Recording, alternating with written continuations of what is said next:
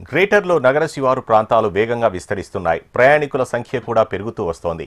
కానీ ప్రయాణికులకు తగ్గట్లుగా కొన్ని చోట్ల బస్టాప్లు మచ్చుకైనా కనిపించడం లేదు.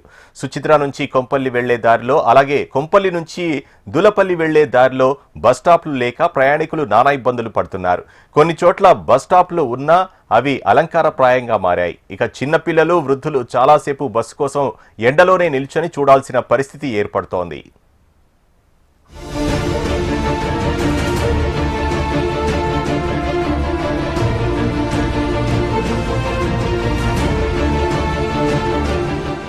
నగరంలో కొన్ని చోట్ల బస్టాప్లు ఉన్నా అవి అలంకారప్రాయంగా మారుతున్నాయి.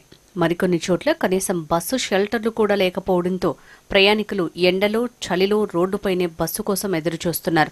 సుచిత్ర నుంచి కొంపల్లి వెళ్లే దారిలో, కొంపల్లి నుంచి దూలపల్లి వెళ్లే దారిలో బస్టాప్ లేక ప్రయాణికులు గంటల కొద్దీ నిల్చొని ఉంటున్నారు. కనీసం బస్టాప్లపై ఏర్పాటు చేసే ప్రకటనలపై చూపే శ్రద్ధ ప్రయాణికుల సదుపాయాలపై చూపడం లేదనే అభిప్రాయాలు వ్యక్తమవుతున్నాయి.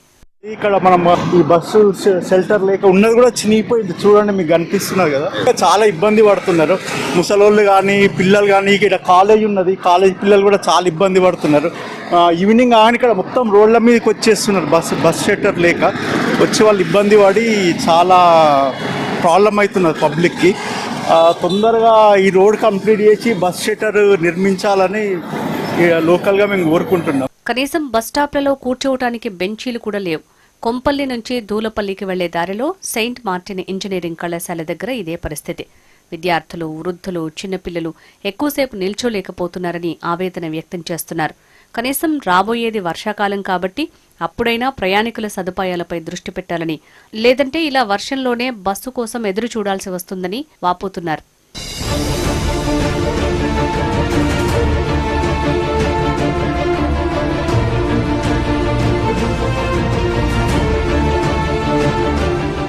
పంజగుట్ట, బేగంపేట్, గ్రీన్లాండ్స్ ఇలా నగరంలో చాలా చోట్ల ఇదే పరిస్థితి కనిపిస్తోంది. కొన్ని చోట్ల బస్టాప్లు ఉన్నా బస్సులు ఆపడం లేదు. కొన్ని చోట్ల బస్టాప్లను ప్రకటనలకు అంకితం చేశారు. మరికొన్ని చోట్ల అస్సలు బస్టాపే లేని దుస్థితి. ఇప్పటికైనా జీహెచ్ఎంసీ, ఆర్టీసీ అధికారులు పరిశీలించి తగిన సౌకర్యాలు కల్పించాలని ప్రయాణికులు కోరుతున్నారు.